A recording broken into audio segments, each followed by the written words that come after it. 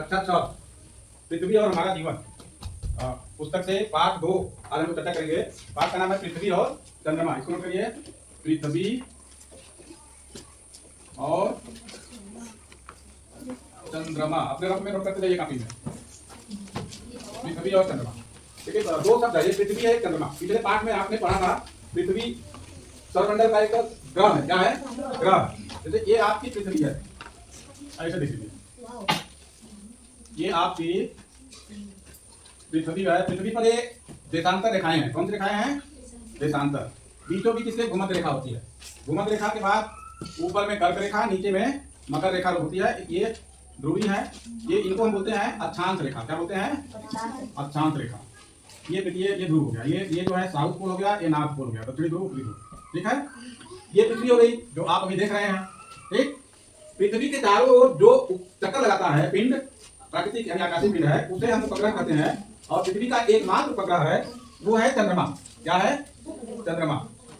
ये चंद्रमा पृथ्वी के चारों ओर चक्कर लगाता है। चंद्रमा के पास सूर्य का प्रकाश नहीं ना, वह सूर्य के प्रकाश से प्रकाशित होता है। और जैसे आप शीशा देखते हो ना, तो शीशे में सनलाइट ऐसे करते हो दीवार में प्रकाश आता है, वैसे ही चंद्रमा सपोज करो कि यहाँ पर सूर्य है यहाँ ना, जैसे यहाँ ये सूर्य हो गया। ठीक है, अब इसका प्रकाश इस पे पड़ रहा है, सूर्य का प्रकाश चंद्रमा पर पड़ रहा है। ये प्रकाश रिफ्लेक्ट होकर पृथ्वी पर आता है, तो उस भाग में पृथ्वी में उजाला होता है। चंद्रमा का आकार देखो, कभी आपको ऐसे दिखाई देगा, कभी ऐसे दिखाई देगा, कभी ऐसे दिखाई देगा, कभी ऐसे दिखाई देगा। ये चंद्रमा की कलाएं हैं। क्या है? कलाएं।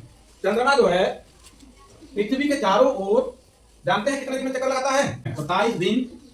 क्या बोलेंगे? 27 दिन 7 घंटे, 27 दिन 7 घंटे 43 मिनट। 43 मिनट, इतना टाइम इसको पृथ्वी के एक चक्कर लगाने में लगता है। चंद्रमा को पृथ्वी का एक चक्कर लगाने में कितना टाइम लगता है? 27 दिन 7 घंटे 43 मिनट।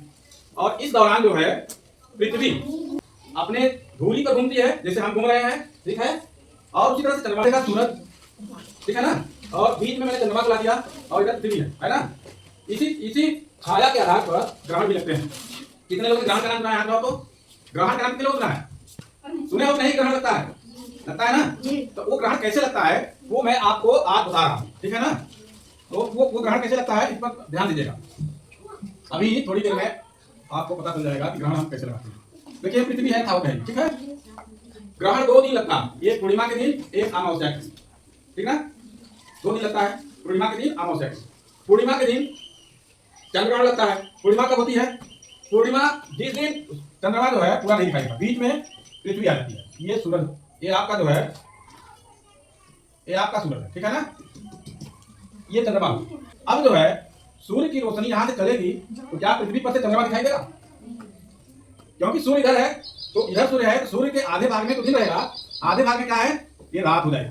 रात हो जाएगी ना, क्योंकि अभी इधर सूर्य है, पृथ्वी के दूसरे भाग में रात है। हमारे रात होगी, उधर उजाला हो जाएगा। तो यहाँ पर पृथ्वी पूरी तरह से जो है चंद्रमा को नहीं दिखता है। अरे चंद्रमा पृथ्वी पर से पूरी तरह से नहीं दिखता है, ऐसा लगता है कि वो छाया से ढक गया है ना। तो वहां पे हम कहते हैं फुल मून, मतलब पूर्णिमा के दिन चंद्रग्रहण लगा। अब यही कंडीशन आता है, ये चंद्रमा घूमते हुए जो है आगे बढ़ता है और ये आ जाता है यहाँ सूर्य और पृथ्वी के बीच में। कहा जाता है? सूर्य और पृथ्वी के बीच में। यहाँ पर सूर्य ग्रहण लगेगा। कैसे लगेगा? बीच में चंद्रमा आ गया ना।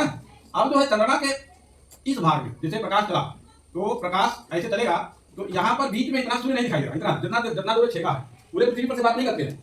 जितना दूर लोगों को सामने रहे, यहाँ पर जो खड़ा होगा उसको सूरज नहीं दिखाई देगा। जो इस कोने में होगा उसको आधा दिखाई देगा, जो इधर होगा दिखाई देगा। तो जो यहाँ लोग खड़े होंगे उनको लगेगा कि सूर्य को ग्रहण लग गया है, तो उसको सूर्य यहाँ से नहीं दिखाई देगा, यहाँ से उसको चंद्रमा दिखाई देगा। क्या दिखाई देगा? चंद्रमा। तो चंद्रमा दिखाई देगा, किसी को कहते हैं सूर्य ग्रहण लग गया, कहते हैं ना ग्रहण लग गया, सूर्य ग्रहण। तो ये चंद्रमा बीच में आकर घूमते घूमते आ गया। फिर जब आगे जाएगा, फिर आगे इधर आएगा, अपने इस लाइन पर आएगा, तो फिर सूर्य ग्रहण होगा, क्योंकि पृथ्वी बीच में आ गई।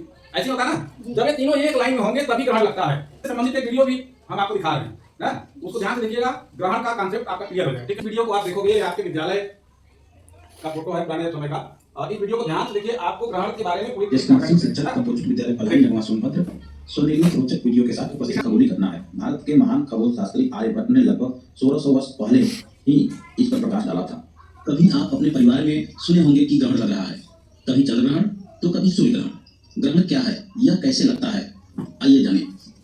यह चंद्रमा और पृथ्वी की आपसी स्थिति के कारण होता है। कभी घूमती हुई पृथ्वी और सूर्य के बीच चंद्रमा आ जाता है और कभी पृथ्वी चंद्रमा और सूर्य के बीच आ जाती है, तब ग्रहण लगते हैं। जब सूर्य और पृथ्वी के बीच चंद्रमा आ जाता है तो चंद्रमा की छाया पृथ्वी पर पड़ती है, जिससे सूर्य ग्रहण होता है। इस स्थिति को कंजंक्शन कहते हैं। यह स्थिति अमावस्या के दिन ही होती है। इसी प्रकार जब सूर्य और चंद्रमा के बीच पृथ्वी आ जाती है तो पृथ्वी की छाया चंद्रमा पर पड़ती है, जिससे चंद्र ग्रहण होता है। इस स्थिति को अपोजिशन कहते हैं। यह पूर्णिमा को होती है। स्मरण रहे कि पृथ्वी के अचानक से झुकाव के कारण हर अमावस्या को चंद्रमा की छाया पृथ्वी पर नहीं पड़ती है और न ही हर पूर्णिमा को पृथ्वी की छाया चंद्रमा पर पड़ती है। इसीलिए हर अमावस्या या पूर्णिमा को ग्रहण नहीं लगता है। समझ में आ गया? हर पूर्णिमा या हर अमावस्या को ग्रहण नहीं लगता है। जब वो तीनों एक साथ एक सीधी रेखा में रहेंगे तभी ग्रहण लगता है ना। कोई ग्रहण करे, बहुत बहुत धन्यवाद। इसको अच्छी तरह से पढ़ना है। कल आप ग्रहण का चित्र बना के लाएंगे। क्या बना के लाएंगे? ग्रहण का चित्र। ठीक है, वीडियो